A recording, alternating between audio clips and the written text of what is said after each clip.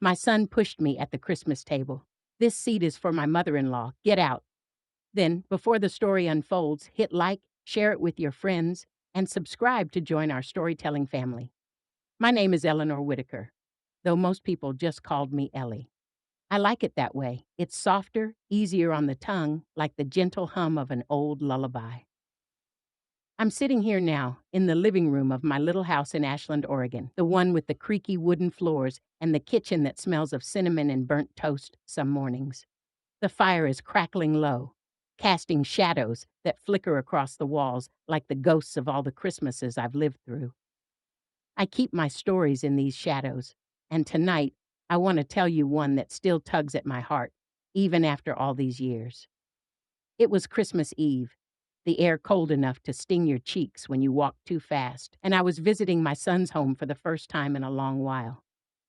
I had traveled from my small cabin in the foothills, my coat pulled tight around me, and my hands trembling slightly, though I chalked it up to the winter chill.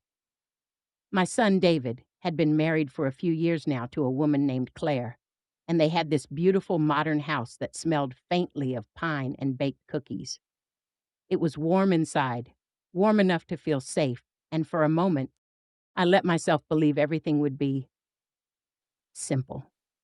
I remember walking in and seeing the dining room, bright with twinkling lights strung across the window, a centerpiece of red candles, pine cones, and a little glass angel that sparkled when the overhead lights hit it just right. The table was set for 10, though only 6 of us would be eating. I smiled, trying to remember the last Christmas we'd spent together. It had been tense. Family tension has a way of freezing you in place, doesn't it? Like ice forming over a river that still wants to run. David greeted me at the door with a hug that felt just a little too tight. Claire followed behind him, her smile polite but measured. I nodded at my daughter-in-law, offering her a soft, "It's so good to see you," though I could feel the tension like a hum in the air, vibrating under my ribs. We made our way to the dining room, and I noticed a chair pulled out in a spot I had reserved in my mind before even arriving. It had been the spot I always sat when I was invited to family dinners, the spot that gave me a sense of belonging. I moved toward it, expecting my son to give me the same gentle nod he always had, a silent acknowledgement that yes, this seat was mine. But he didn't. "This seat is for my mother-in-law. Get out," David said, his voice firm and cold, like a winter gust that cuts through your coat and sinks into your bones. He gestured to the chair at the head of the table, the one Claire had chosen. I stopped in my tracks. My heart lurched. I felt my hands grip the back of the chair I had been moving toward, as though it were a lifeline I had been wrenched from. I could feel the room go quiet. The children, who had been playing quietly on the floor, suddenly looked up, wide-eyed. Claire's lips pressed together tightly, like she was trying to hold back something sharp. I opened my mouth, intending to say something gentle, to reach across this invisible wall that had suddenly appeared between my son and me. But the words wouldn't come. My throat felt dry like sandpaper. In that frozen moment, I saw a reflection of my younger self in the silver of the cutlery. A younger Ellie, full of hope, full of love, full of faith that family always meant home. I realized then that this wasn't just about a chair. It was about belonging. It was about recognition. And for the first time, I felt the bitter, heavy taste of rejection. I stepped back, trying to smile, my voice trembling when I finally found it. "Of course, David," I said softly, more to myself than to him. "Whatever makes everyone comfortable." I moved to another chair, my hands shaking as I lowered myself into it. And then something remarkable happened. I watched as the room held its breath, waiting, waiting for the storm to break. And I realized, even then, that this Christmas was going to teach me something I hadn't expected. Something about love and forgiveness and the unexpected ways a family can bend without breaking. I didn't know it yet, but that night, the way my son pushed me aside at the Christmas table was going to be the beginning of a story that I would carry with me for the rest of my life. A story that would unfold slowly, like the gentle fall of snow, revealing truths I never thought I'd face. The room smelled of roasted turkey and pine, a scent so familiar it made my chest ache with memory. I tried to focus on the warmth of the oven and the clatter of silverware, on the twinkle of the lights reflecting off the ornaments, but I couldn't shake the sting of David's words.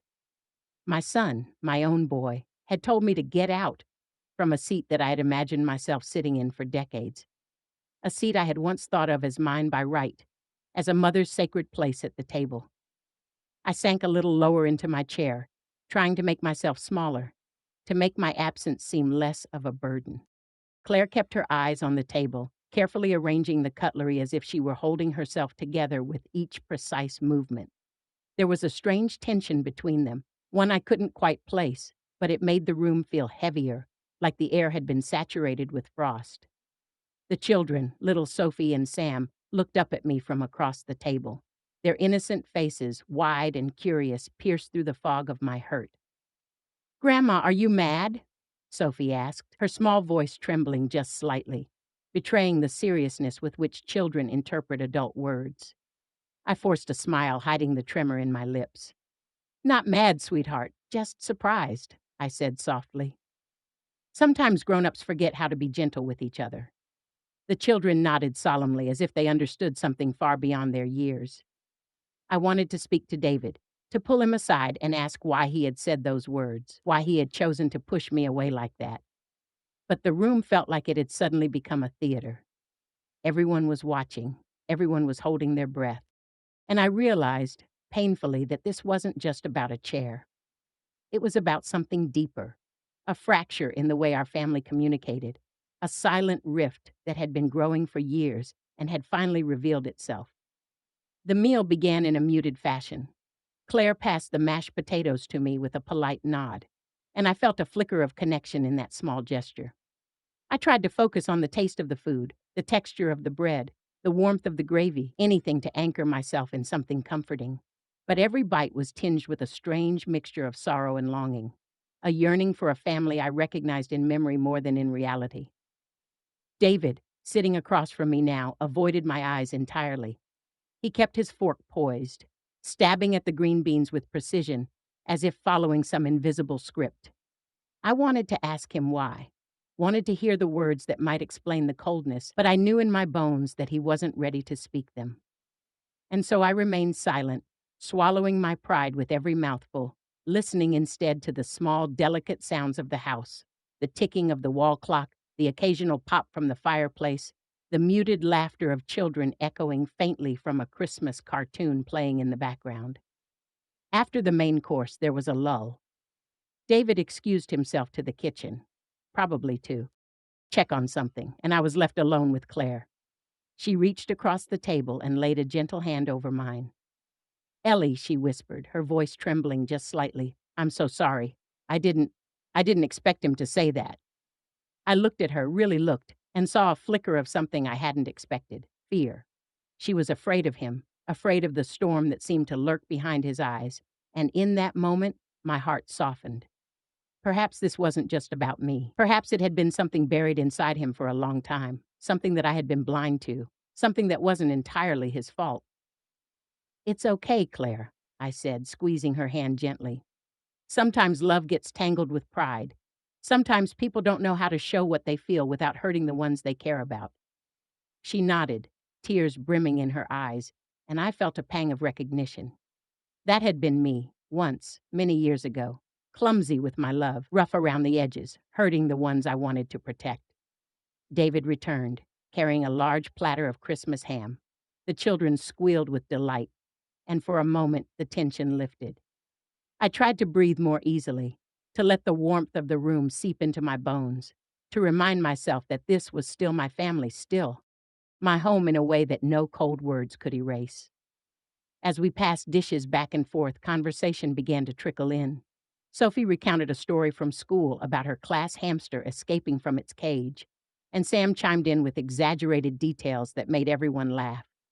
I joined in with my own little anecdotes, stories of my childhood Christmases spent in a tiny apartment in Portland where the tree was small, the gifts modest, but the love was enormous. Laughter, small and hesitant at first, began to fill the space between us, weaving a fragile thread of connection. But as the meal wound down, I could feel the tension returning, subtle but insistent. David cleared his throat and looked directly at me, his expression unreadable. "Mom," he said quietly, "there's something I need to tell you." I froze. My heart stuttered, a bird trapped in my chest.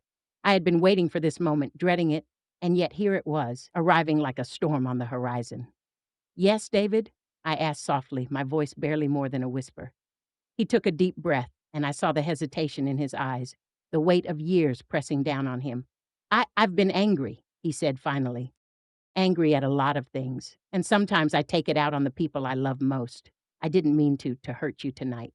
The words hit me with the force of a tidal wave. I wanted to cry, to throw my arms around him, to forgive him and forget the sharpness of his earlier command. And yet I remained quiet, studying him, waiting for the rest, knowing there was more beneath the surface. He swallowed hard. "It's not just about the chair. It's complicated. I've been feeling trapped, I guess. Like I'm supposed to make everyone happy and I can't. And sometimes I lash out. I'm sorry, Mom. Really, I am." Tears welled in my eyes, blurring the lights on the tree into a soft halo. "Oh, David," I whispered, my voice trembling. "Life is hard, yes, and love can be messy. But what matters is that we keep trying, keep talking, keep reaching for each other, even when it's hard." He nodded, his shoulders slumping, and in that moment I saw him not as the adult who had pushed me away, but as my little boy, still carrying the weight of the world on his young shoulders. I reached across the table and took his hand, feeling the roughness of it, the warmth, the reassurance that he was still my son, still the boy I had cradled in my arms so many years ago. Claire smiled softly, relief washing over her features, and the children, sensing the change in the air, began to chatter excitedly again about presents and Christmas magic. I leaned back in my chair, letting the tension ebb, letting the warmth of the room seep into my bones, and I realized something profound. Sometimes the hardest moments in a family are the ones that teach us the most. Sometimes being pushed away is the first step to being understood. After dinner, we gathered in the living room. The tree lights glowed softly, casting a gentle warmth across the room. The children opened their gifts, squealing with delight, and I watched David and Claire exchange a quiet glance that spoke volumes, a promise perhaps to be more patient, more gentle, more understanding. And in that moment, I felt a quiet gratitude. The Christmas that had begun with pain and rejection had transformed into something tender, something real, something that would linger in my heart long after the lights were taken down and the decorations packed away. I realized then that love, even when it falters, even when it is messy and complicated, always finds a way to return. Sometimes it comes in the form of an apology, sometimes in a quiet touch, sometimes in laughter echoing across a room. And sometimes it comes in the simple act of sitting together, sharing a meal, and letting the warmth of family heal what had been broken. That night, as I lay in the guest room of my son's house, listening to the soft breathing of the children in the next room and the distant hum of traffic on the street, I thought about how fragile and beautiful life can be. I thought about how easy it is to take each other for granted, how easy it is to forget that everyone carries their own burdens, and how powerful it is to simply offer grace. I drifted to sleep with a sense of peace, knowing that tomorrow and the days after would bring more challenges, more misunderstandings, more moments that tested the bonds of family. But I also knew that we would face them together, that love would find a way to guide us, even when our hearts felt heavy, even when the world felt cold. And as I closed my eyes, I whispered a quiet prayer of gratitude, not just for the joy of the season, but for the resilience of family, for the capacity to forgive, and for the unexpected ways that hearts can mend, even after they have been hurt. Morning came slowly in David and Claire's house. The sunlight spilled through the sheer curtains, painting the living room in a soft, golden haze. I lay in the guest room, listening to the muffled sounds of the children running around, their laughter bouncing off the walls, and for a moment I allowed myself to feel a rare, fragile peace. Yet somewhere deep in the quiet corners of my mind, I could not forget the sharpness in David's words the night before. "This seat is for my mother-in-law, get out." Even now, repeating it in my thoughts, it still felt like a cold gust sweeping over a warm hearth. I rose slowly, the stiffness in my bones reminding me that I was no longer the spry woman I had once been. Making my way to the kitchen, I found Claire already there, humming softly to herself as she brewed coffee. The aroma of roasted cinnamon and fresh bread filled the air. She looked up, and when she saw me, her eyes softened. "Morning, Ellie. Coffee?" I smiled gently. "Yes, please." I sank into the chair at the breakfast nook, watching her move with a practiced ease around the kitchen, chopping fruit, laying out plates. Her domesticity was comforting in its simplicity, a quiet rhythm that reminded me of long ago mornings in my own home when my children were small, when the world felt slower, gentler, and the day stretched ahead like a promise. David appeared shortly after, rubbing the sleep from his eyes, wearing that familiar half smile that I had once found so endearing.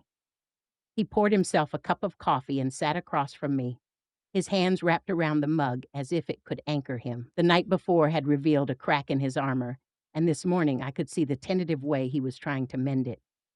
"Morning, Mom," he said softly. No orders, no sharpness, just a quiet acknowledgement. I nodded, feeling a pang of relief mixed with lingering hurt. "Morning, David."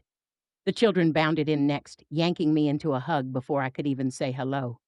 "Grandma!" Sophie exclaimed, wrapping her arms around. Sam followed, his cheeks pressed against my coat, eyes shining with the kind of unfiltered love that only children can give. I laughed softly, hugging them in return, letting their warmth fill the spaces in my heart that had felt empty since yesterday. Breakfast was quiet but gentle. Claire served pancakes, their edges crisp and golden, and the conversation was cautious, tentative. I could sense the careful diplomacy in every word, the silent negotiations happening just beneath the surface. David asked me about my cabin, about the little garden I kept, about the books I had been reading. And slowly, conversation began to flow, a tentative stream breaking through the ice that had formed between us. Yet beneath the warmth, a shadow lingered. I had come here not only to spend Christmas with my son and his family, but because something had been gnawing at me for months, a feeling I could not name, a worry I had tried to suppress.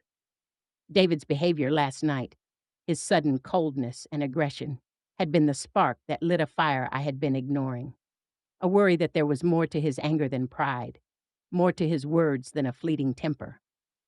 After breakfast, the children went to play in the living room with their toys, and I followed David into the hallway. He leaned against the wall, arms crossed, and for a long moment we just looked at each other. I wanted to reach out, to bridge the gap, but I also knew I had to let him speak first. "Mom," he began hesitantly, I need to tell you something. Something you probably should have known a long time ago." His voice was low, hesitant, almost afraid. My heart tightened, a mix of anticipation and dread. I nodded, keeping my own voice gentle. "I'm listening, David." He swallowed hard, as if gathering every ounce of courage he had. "It's about money," he said finally. "And my wife and we've been struggling. More than we let on. And I've been stressed, angry, frustrated. I didn't want you to see it, didn't want to worry you, didn't know how to ask for help without feeling like I was failing. And sometimes I take it out on you or Claire or even the kids in ways I don't mean to. That that's what happened last night." I felt my chest tighten, not with anger, but with a strange mix of sorrow and understanding. My son, always so proud, always so determined to protect everyone else, had been carrying a weight that no one had asked to bear. And in that burden, he had pushed me away, not because he didn't love me, but because he had been trying, in his flawed way, to shield me from it. "Oh, David," I whispered, reaching out to rest a hand on his arm. "You've been carrying all of this alone? All this time?" He nodded, his shoulders slumping. "I didn't want to bother anyone. I thought I had to handle it myself. And sometimes I get angry, and I don't know how to stop it." We stood in silence for a moment, the air thick with unspoken words and emotions. And in that silence, I realized something I hadn't understood before. This wasn't just about a chair at a Christmas table or a fleeting moment of disrespect. It was about a son who had grown into a man, burdened by responsibilities and expectations, struggling with his own fear of failure, and lashing out in the only way he knew. "I understand, David," I said softly. "I understand more than you think. Life can be overwhelming, and sometimes the people we love most, the ones we depend on, are the ones we hurt without meaning to." He looked at me then, really looked at me, and I saw the raw vulnerability in his eyes, the unspoken apology that words could never fully capture. "I'm sorry, Mom, for last night, for everything. I don't want to hurt you. I I need help sometimes, and I don't know how to ask for it." I squeezed his arm gently. "It's okay, David. You don't have to carry everything alone. That's what family is for. We help each other, even when it's messy, even when it hurts. And love doesn't fail, even when we do." His shoulders relaxed just slightly, and I felt the tension in the air begin to shift. It wasn't gone, not completely, but it had moved. It had begun to bend into something new, something fragile and hopeful. Later that day, as we all prepared to go to church for the Christmas Eve service, I noticed something else, something I hadn't realized before. Claire was acting differently, not distant, not cautious, but quiet, reflective, almost nervous. I caught her eye as she helped Sophie with her coat, and I felt a flicker of concern. Something was on her mind, something she hadn't shared yet. After we returned from the service, the house was quiet again. The children had been put to bed, and David and Claire had retreated to the living room with a glass of wine. I followed slowly, settling into my favorite armchair by the window. The fire crackled softly, and outside, snow had begun to fall, a gentle, persistent drift that covered the world in white. David sat across from me, his hands wrapped around his mug, and he spoke again. "Mom, there's one more thing I need to tell you. Something I should have told you before, but I didn't know how." His voice was low, hesitant, and I leaned forward, heart pounding. "What is it, David?" I asked, keeping my voice calm, gentle. He took a deep breath. "It's about Claire's mother. She passed away a few months ago. I didn't tell you because I didn't want to make this holiday more painful than it already is, but she was the one I was thinking about when I said that about the chair. I wanted to honor her, to give her a place at the table, and I didn't know how to explain that to you without it sounding wrong, and I reacted badly. I'm sorry." The words hit me differently than I expected. At first, a stab of confusion. I hadn't realized that the chair, the sharp command, had been motivated by grief, not anger. And then, understanding, compassion. My son, in his clumsy human way, had been trying to hold two worlds at once: the memory of his mother-in-law, the love for his own mother, and the weight of life pressing down on him. "Oh, David," I whispered, my voice thick with emotion. I understand now. I understand more than you know. Thank you for telling me." I reached across the small coffee table and rested a hand over his. "Love doesn't have to compete, my darling. There is always room at the table for everyone we care about. There is always room for memory and for presence. Always." His eyes glistened with unshed tears, and I felt the room soften, the walls of tension crumbling just slightly under the weight of honesty and understanding. That night, as I lay in the guest room once more, I reflected on what had happened. A simple chair, a sharp word, a moment of hurt. Yet beneath it all was something deeper, something that reminded me of the fragility and complexity of family. Love could be messy, life could be painful, but in the willingness to speak, to forgive, to try again, there was healing. I realized that this Christmas, which had begun with fear and rejection, had become a lesson in patience, empathy, and grace. It had reminded me that family is not just about blood or tradition, but about the willingness to see each other, to understand each other, and to make space for both joy and sorrow. And in that quiet, snowy night, as the wind whispered softly against the windows and the fire crackled low, I felt a sense of peace that I hadn't known in years. A sense that even in the hardest moments, love finds a way to guide us home. The morning after that snowy Christmas Eve was quiet in a way that felt sacred, the kind of quiet that presses gently against your soul and asks you to pay attention. I awoke to the soft light of early morning filtering through the curtains and the distant sounds of traffic barely making it through the thick layer of falling snow. The house was still, though the echo of laughter and voices from the night before lingered, lingering like the warmth of a hearth long after the fire has died. I made my way to the kitchen, finding it empty except for a small note pinned to the fridge in Claire's delicate handwriting. "Ellie, coffee is on and the kids are playing upstairs. Join us when you're ready. See." The note made me smile. There was a kind of thoughtfulness in that small gesture, a subtle invitation to connect without fanfare. I poured myself a cup of coffee and wrapped my hands around the warm mug, inhaling the familiar aroma. David appeared shortly after, still in his gray sweatpants and hoodie, hair mussed from sleep. He looked at me with a tentative smile, And in that instant, I realized how exhausted he must have been from the night before, from carrying the weight of his grief, his guilt, and his responsibilities all at once. "Morning, Mom," he said softly, sliding into the chair across from me. "Sleep okay?" I nodded, keeping my voice gentle. "I did. Thank you for asking." I sipped my coffee, letting the warmth seep into my hands, into my chest, into my heart.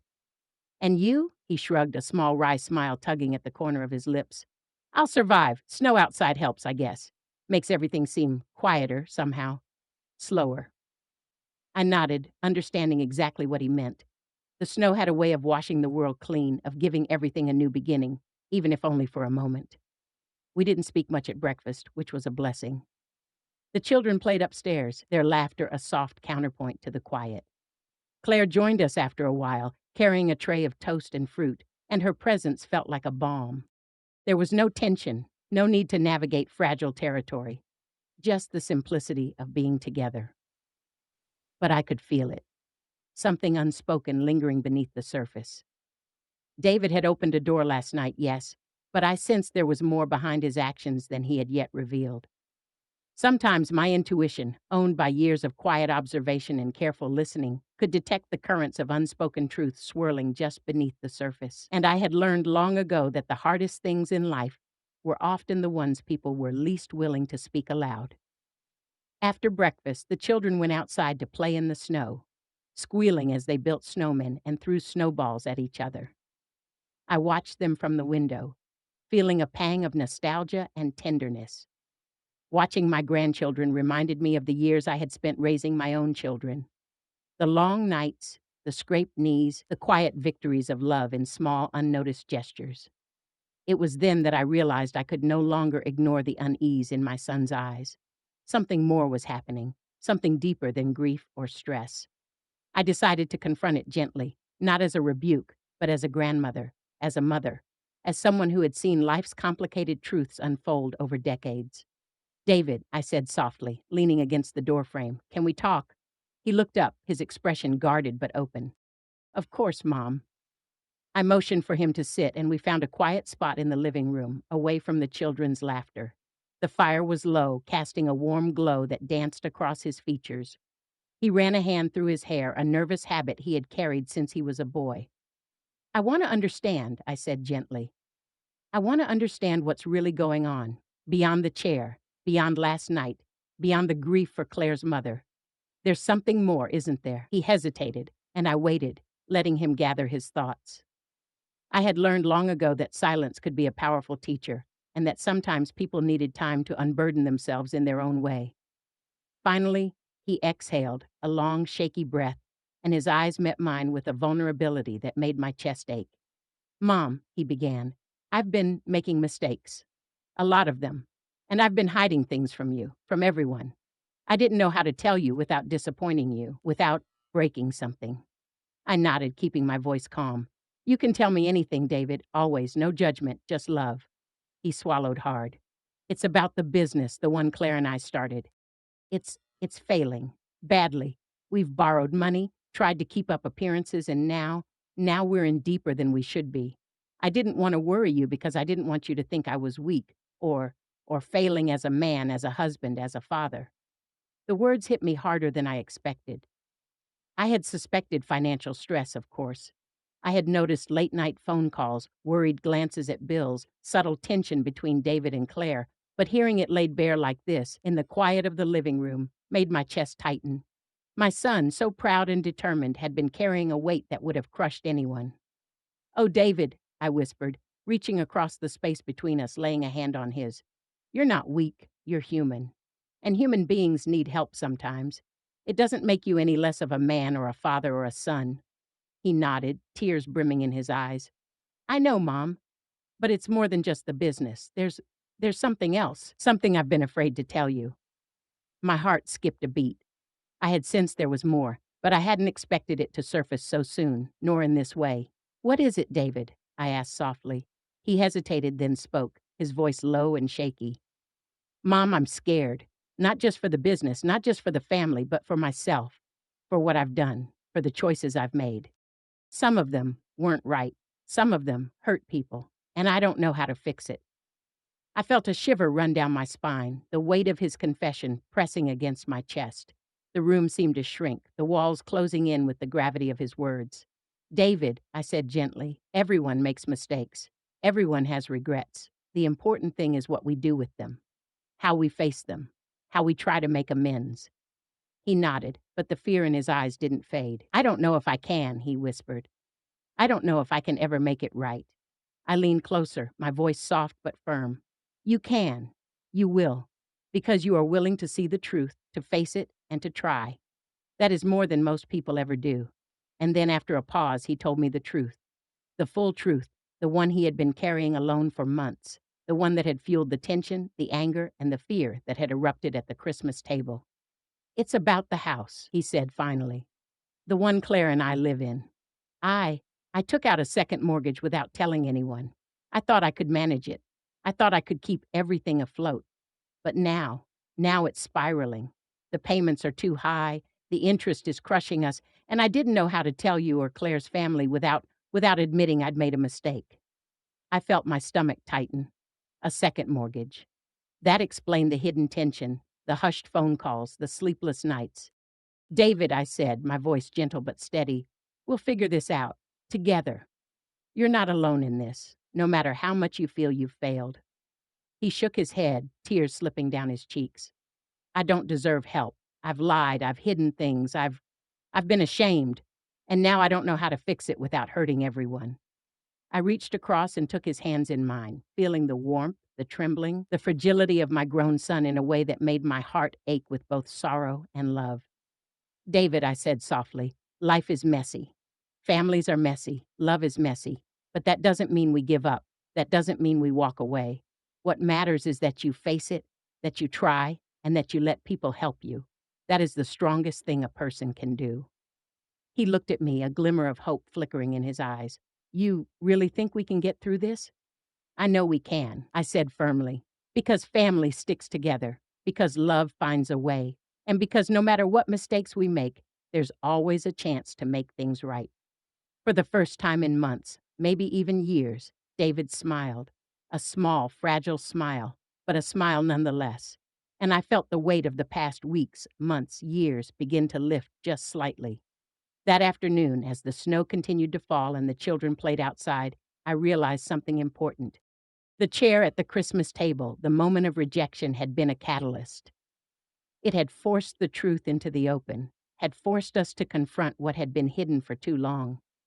And in that confrontation, there was the possibility of healing. It wasn't just about money or pride or grief. It was about honesty, about the courage to face our mistakes, about the willingness to be vulnerable, to be human, and to trust that love could survive even the hardest moments. I watched David and Claire together, their hands brushing occasionally, their eyes meeting with unspoken understanding. And I knew, in that quiet, golden light of the snowy afternoon, that this Christmas would be remembered not for the hurt, but for the beginning of redemption, for the fragile, delicate way love can mend what is broken. The snow had begun to melt slightly by late afternoon, leaving the world outside gray and slick. But inside David and Claire's house, there was a sense of fragile calm. I had settled into my favorite chair by the window, wrapped in a soft blanket, the hum of the heater mixing with the occasional crackle of the fire. The children had drifted into a quiet nap, exhausted from the morning's snowball fights, and for a brief moment the house felt like a sanctuary. Yet beneath the calm, I could feel it. The lingering tension in David's body, the way his shoulders still seemed to bear the weight of invisible burdens, the way his eyes flickered nervously whenever Claire or I spoke. There was more to the story than the second mortgage, more than the grief over Claire's mother. And I had learned over the years that these things rarely came out in polite conversation. Sometimes you had to wait for the moment when someone was ready to trust, when the walls came down and the truth spilled forth, raw and unguarded. I waited patiently, sipping my tea, allowing the silence to stretch. And eventually David came to me, hesitating at first, before sitting on the floor at my feet. He leaned back against the couch, his expression troubled but determined. Mom, he began, his voice low, there's something else I need to tell you, something I've been holding back even from Claire. I felt my stomach tighten. I had suspected as much. Sometimes the hardest truths are the ones people try to hide from even the people they love most. Go ahead, David, I said softly. Whatever it is, we can face it together. He swallowed hard. It's about the business and the money and something else, something I never wanted you to find out this way. He hesitated, running a hand through his hair, and I saw the familiar flicker of fear in his eyes. The same fear I had seen in my children when they were small and had scraped a knee or told a small lie. Mom, I made a deal, a bad deal, with someone I shouldn't have. My heart skipped a beat. I had anticipated financial trouble, but there was a weight in his voice that hinted at something darker, more complicated. What kind of deal, David? I asked gently, keeping my voice calm, even as my chest tightened. He looked away, his jaw tense. I borrowed money from someone, from a man I shouldn't have. He's dangerous, Mom, and I thought I could manage it, but now I don't know. I didn't want to tell you or Claire because I didn't want to scare you, but it's gotten worse, and I don't know how to fix it. I felt a shiver run down my spine. I had raised my children to be careful, to be honest, to think before they acted. Yet here was my son, in the midst of what should have been a joyful Christmas, confessing to me that he had entangled himself in something perilous, something I didn't fully understand yet. David, I said softly, placing a hand on his shoulder, you made a mistake. That doesn't make you a bad person, but you need to be honest with yourself and with Claire about what's happening. We'll figure it out, together. He shook his head, eyes brimming with tears. I'm scared, Mom. I don't just mean about the money. I mean about what might happen if he finds out we can't pay him back. I thought I could handle it. I really did, but now I don't know. I pulled him into a gentle embrace, feeling the tension in his body ease slightly against mine. Oh, David, I whispered, you're human. Everyone makes mistakes. But the fact that you're telling me this now, that's the first step toward making it right. We'll face it, and we'll find a way through. I promise you that. He buried his face in my shoulder, a small, almost childlike gesture that made my heart ache. I just, I don't want to ruin Christmas. I don't want to ruin everything. I stroked his hair gently. You're not ruining anything, darling. Christmas isn't about perfection. It's about love, about family, about trying, even when it's hard. And right now, the most important thing is honesty. That's how we protect each other. He nodded, a flicker of relief passing over his face. But the tension returned almost immediately as I noticed the phone buzzing on the counter. David picked it up, and his face paled. It's him, he whispered, almost too softly for me to hear. The man I borrowed from. My heart lurched. The name on the caller ID was unfamiliar, and yet the weight in David's expression told me everything I needed to know. This was more than a financial mistake. This was a danger, one that I had not anticipated, one that could ripple through the family if it wasn't handled carefully. He hesitated, staring at the screen. I can't take this right now, he muttered. Not in front of anyone. I reached out, placing a calming hand on his arm. Then don't. Step outside, take a breath, and call him back when you're ready. We'll figure out how to handle this together. You're not alone. After a long moment, he nodded and stepped outside to make the call, leaving me in the quiet of the living room, listening to the snow settling on the roof and the soft creak of the floorboards.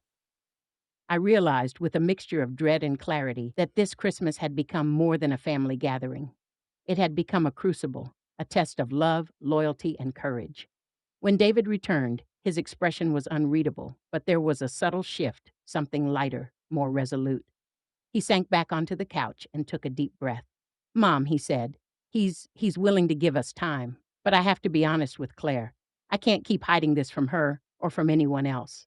I need help. I nodded, my chest tightening with both fear and relief. Then we'll face it together, I said softly, every step of the way. Later that evening, as we gathered around the tree once more, the children playing quietly at our feet, I found a moment to speak to Claire alone. She looked tired, worn from worry, but there was a quiet strength in her that reminded me of my own youth, of the times I had faced challenges with determination and grace. Claire, I said gently, I want you to know that we're here for you, for David, for the children. Whatever is happening, you don't have to face it alone. She nodded, tears brimming in her eyes. Thank you, Ellie. I was afraid to tell you everything, but now Now I see that we don't have to carry this by ourselves. I reached out and held her hands, feeling the warmth, the sincerity, the quiet bravery of a woman determined to protect her family. We'll get through this, I said softly. One step at a time. That's all any of us can do. As the night deepened, I reflected on the events that had unfolded. The chair at the Christmas table, the sharp words, the confessions, they were all connected, threads in a tapestry of truth, vulnerability, and human imperfection. I realized that the moment of rejection had been the catalyst for honesty, for clarity, for the fragile beginnings of reconciliation. But even as I felt hope, I knew the hardest part was yet to come. The real danger, the full weight of David's secret, had not yet revealed itself. And I sensed, with the kind of intuition that comes from years of observing life's twists and turns, that this Christmas was far from ordinary. It was a turning point, a moment where choices would be tested, hearts would be revealed, and the true strength of love would be measured. And as I watched David and Claire together, the soft glow of the Christmas lights reflecting in their eyes, I knew that whatever came next, we would face it as a family. Because family, I had learned, is not just about proximity or shared traditions. It is about honesty, forgiveness, courage, and the willingness to hold each other close, even when the world outside is cold and unyielding. I felt a quiet determination settle over me, a resolve that no matter what storms lay ahead, I would not turn away. I would not abandon my son. I would be there, steady and unwavering, a witness to his struggles and a participant in his redemption. And somewhere deep in my heart, I knew that this Christmas, painful as it had been, would be remembered not for the fear, not for the sharp words, not for the hidden secrets, but for the fragile, luminous way love had begun to stitch the fractures together. One honest confession, one gentle touch, one moment of courage at a time. The following morning dawned crisp and clear, the snow outside sparkling in the early sunlight like sugar sprinkled across the world. Inside, the house was calm, almost serene, yet I could feel a tension that lingered just beneath the surface. The children had woken early, of course, bounding down the stairs with their small, eager voices that filled the house with energy. But I watched David and Claire closely, noting the subtle strain in their shoulders, the quiet worry behind their smiles. After breakfast, David invited me to walk with him in the driveway while he shoveled some of the snow. The air was sharp, bracing, and the snow crunched beneath our boots as we worked. For a while, we labored side by side in silence, the rhythm of shoveling almost meditative, the cold air filling our lungs and sharpening our thoughts. Finally, David stopped, leaning on his shovel, and looked at me with an expression that was both exhausted and determined. "Mom," he said softly, "there's something I need to tell you, something I've been hiding, and it's bigger than the second mortgage, bigger than the man I borrowed money from." I felt my chest tighten. There it was, the weight I had sensed, the shadow that had lingered in the corners of our conversations, the truth he had been carrying alone. "I'm listening, David," I said gently. "Whatever it is, we can face it together." He took a deep breath, his breath visible in the cold air. "It's about Claire, about her family, and about something that happened before we got married." His voice trembled slightly. "I didn't tell anyone because I was afraid. Afraid of how it would affect her, afraid of how it would affect me, afraid of how it would affect all of you." I nodded slowly. "Go on," I said softly, keeping my tone gentle. "You're safe here, David. You can tell me anything." He shifted uneasily, his gaze dropping to the snow at our feet. "Claire's father, he had some troubles, bad ones, and when he passed, there were things left behind. Debts, legal issues, obligations that no one really talked about. Claire, she didn't know the full extent of it. I didn't know either at first, but I found out, and I thought I could handle it. I thought I could fix it before anyone else had to know." I listened, letting the words settle, feeling the cold air in my lungs as I tried to grasp the full weight of what he was saying. "David," I said gently, "sometimes the people we love carry burdens we don't even see. The important thing is that you're not hiding anymore. That's the first step toward fixing it." He nodded, swallowing hard. "It's not just about money," he said. There's more. Some of the people involved aren't exactly honest. They're dangerous, Mom. And I didn't know how to tell anyone without it putting everyone at risk. I've been terrified. And last night, I think that's why I snapped at you. The chair, the words. I wasn't angry at you. I was scared, terrified, and I took it out on the one person I should have protected. The truth struck me like a jolt, cold and sharp. My son, my boy who had once been so fearless and bright, had been carrying a secret that had weighed him down for months, maybe even years. And in that burden, in that fear, he had pushed me away. It wasn't malice. It wasn't disrespect. It was fear, plain and simple, and it had erupted in the worst way possible. "Oh, David," I whispered, wrapping my arms around him. He leaned into me, the shiver in his body matching the cold that clung to my bones. "You don't have to carry it alone anymore. You're not weak. You're just human, and human beings make mistakes, but the truth, being honest, is how we fix them. That's the only way forward." He nodded, tears brimming in his eyes. "I don't know if I can fix it, Mom. I don't know if it's even possible." I pulled back slightly, looking into his eyes, my own gaze steady. "David, the only way to know if you can fix it is to try. And you won't try alone. I'll be with you. Claire will be with you. And if you face it with honesty and courage, you might be surprised at how much can be repaired." He exhaled, a long, shaky breath, as if the act of speaking the truth aloud had lifted some of the weight from his chest. "You really believe that?" he asked, voice barely audible. "I do," I said firmly, "because love is stronger than fear. Love is stronger than mistakes. And family finds a way to survive even the darkest storms." For a long moment, we stood in the snow, the quiet of the morning wrapping around us like a protective cloak. And then he said something that made my heart clench. "Mom, I think I might have made a mistake when I married Claire." The words hit me like ice. I wanted to speak, to reach for him, to ask for clarification, but I stayed still, waiting. "What do you mean, David?" I asked softly, trying to keep my voice calm. He looked down, his hands gripping the shovel tightly. "I love her, Mom, I do. But there's something from her past, something I didn't know. And it's tangled with the debts, with the people I borrowed from, with the house, and now I don't know if we can survive it." I felt my chest tighten. I had suspected that there was more than just financial stress behind the tension in their marriage, but I hadn't anticipated this level of complexity. "David," I said gently, placing a hand on his arm, "love is never simple. No marriage is perfect. The important thing is that you face it together, that you're honest with each other, and that you lean on each other when it's hard." He shook his head, tears slipping down his cheeks. "It's not that simple. Mom, the people involved, they're dangerous. They won't let this go easily, and I don't know if we're strong enough to handle it." I took a deep breath, letting the cold air fill my lungs and calm my racing heart. "David," I said firmly, "you are stronger than you think. You have Claire. You have your children. You have your family. And no matter what comes, you are not alone. You will find a way through this. I know you will." He nodded, his face pale but determined. "I hope you're right, Mom. I really hope you're right." Later that afternoon, after the children had returned from playing outside and had fallen asleep once again, I sat down with Claire.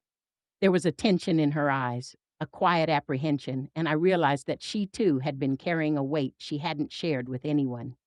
"Claire," I began gently, "I know something is troubling you. I want you to know that you can tell me anything.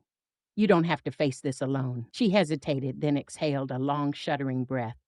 "Ellie, it's my father. He left debts, obligations, and people I didn't even know existed. Dangerous people. And I didn't tell David because I didn't want him to worry, didn't want him to see me as weak or helpless." I reached out and took her hand, feeling the warmth, the fear, the courage in her grip. "Claire," I said softly, "there is no shame in fear, no shame in being honest. You are brave simply by telling the truth now. And together, you and David can face it. You're stronger than you know, and love, real love, can survive even the darkest storms." She nodded, tears brimming in her eyes. "I hope you're right, Ellie. I really hope you're right." That night, as I lay in the guest room, I thought about the events of the past few days. The sharp words at the Christmas table, the confessions, the fear, the secrets. They were all part of a larger tapestry, one that I was only beginning to understand. And I realized that this Christmas, which had begun with tension and rejection, had become something far more profound. It had become a lesson in honesty, courage, and the fragile, luminous power of love. I knew the hardest part was still to come, the confrontation with the people who threatened David and Claire, the resolution of the debts, the reckoning with the past. But I also knew that we were ready. Not because we were perfect, not because we had all the answers, but because we had each other. And in that quiet, snowy night, I whispered a prayer of hope, a prayer that love would guide us, that courage would sustain us, and that the family we had fought so hard to protect would emerge stronger on the other side. This Christmas, I realized, wasn't about gifts or decorations or even perfect traditions. It was about the fragile, intricate bonds that hold us together, the courage to speak the truth, the strength to face our fears, and the grace to forgive ourselves and each other. And somewhere deep in my heart, I knew that the most important part of the story was yet to come. The morning of Christmas Day dawned unusually quiet, the snow outside thick and undisturbed, like a fresh canvas. I could see the delicate tracery of frost on the window panes, and the world seemed hushed, holding its breath. Inside, the house smelled of pine and baking bread, the scent drifting softly from the kitchen, where Claire had been up early preparing breakfast. David and I had stayed up late the night before, talking, planning, trying to figure out a way through the storm that had shadowed our lives for months. The man from whom David had borrowed the money, Mr. Langley, a shadowy figure whose name alone seemed to carry the weight of threat, had agreed to a delay on the condition that David come to meet him in person, to discuss terms and settle accounts. I had insisted that I would go with him. There was no way I would let my son face danger alone. By mid-morning, the children had been dressed in their Christmas best, little boots clumping softly on the wooden floors as they played quietly with their new toys. The house was calm, almost surreal, yet beneath that calm was a tension I could feel in the air, like static before a storm. David paced the living room, his face drawn, while Claire tried to maintain an air of composure, her hands trembling slightly as she adjusted Sam's collar and Sophie's scarf. "Mom," David said quietly, stopping in front of me, "I don't know what I would do without you. I've been so foolish. I thought I could manage everything, and now I see how much I needed help." I smiled softly, reaching out to rest a hand on his shoulder. "You've always been strong, David. Sometimes strength isn't about doing everything alone. It's knowing when to let others help you. That's what matters." We drove through the snowy streets in tense silence, the crunch of tires on packed snow the only sound. I watched David's hands gripping the steering wheel tightly, knuckles white, and I knew he was carrying more than fear of the meeting. He carried months of guilt, shame, and the crushing weight of responsibility. When we arrived at Mr. Langley's office, a small, nondescript building tucked between a dry cleaner and a convenience store, my heart hammered. The man who had held so much power over David's life now stood before us, a middle-aged man with cold eyes and a faint smirk, the kind that made you want to retreat instinctively.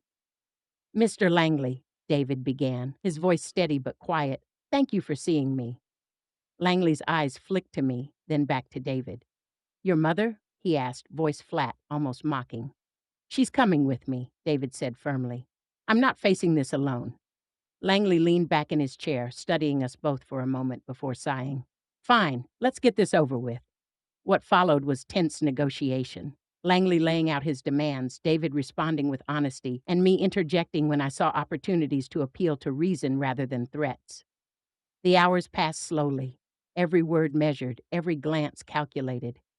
And then, finally, we reached an agreement. A way for David and Claire to manage their debts without further risk. A path forward that would allow them to rebuild without fear. When we left the building, the snow was falling gently again, dusting our shoulders, softening the sharp edges of the world.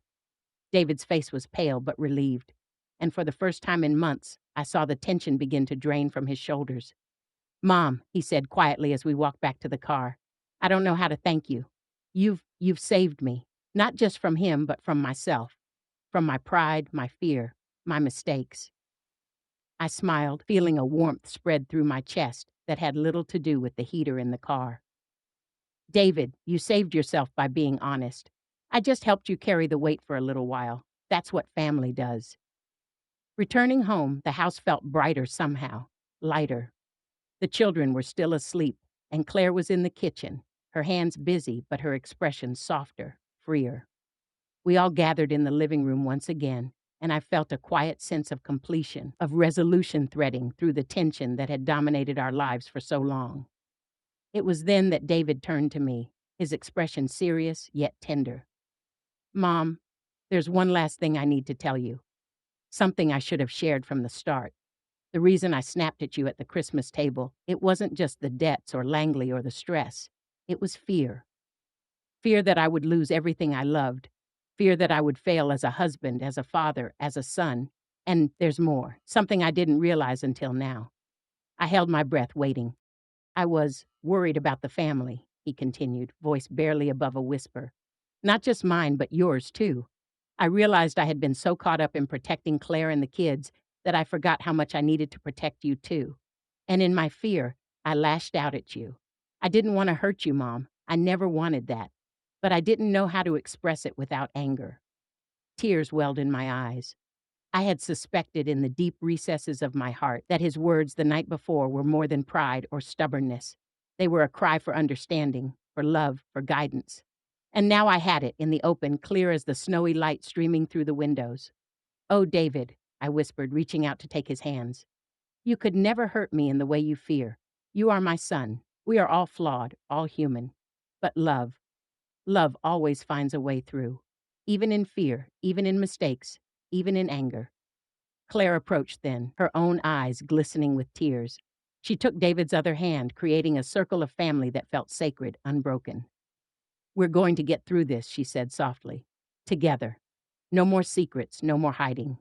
And in that moment, I understood something profound. The chair at the Christmas table, the moment of rejection, the sharp words, it had all been a catalyst, a moment that forced honesty, vulnerability, and ultimately healing. The fracture that had seemed insurmountable was now the very thing that brought us closer. The children stirred, waking from their nap, and Sophie toddled over, wrapping her tiny arms around my legs. Sam followed, climbing onto the couch next to David. I watched them, these innocent, laughing, unknowing little souls, and felt a sense of peace I had not known in years. Christmas, I realized, wasn't about perfection or gifts or elaborate celebrations. It was about presence, about honesty, about courage, about family, about love that persevered, even when hearts were heavy, even when words were sharp, even when mistakes had been made. David looked at me then, his eyes soft and grateful. "Mom, thank you for everything, for being here, for listening, for believing in us even when I didn't." I smiled, feeling a deep, quiet warmth that spread through my chest.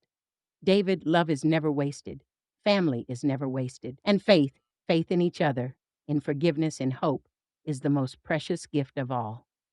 That night, as the fire crackled low and the children slept soundly, I sat in my chair by the window and reflected on the pet. Christmas that had begun with rejection and fear and ended with revelation and love.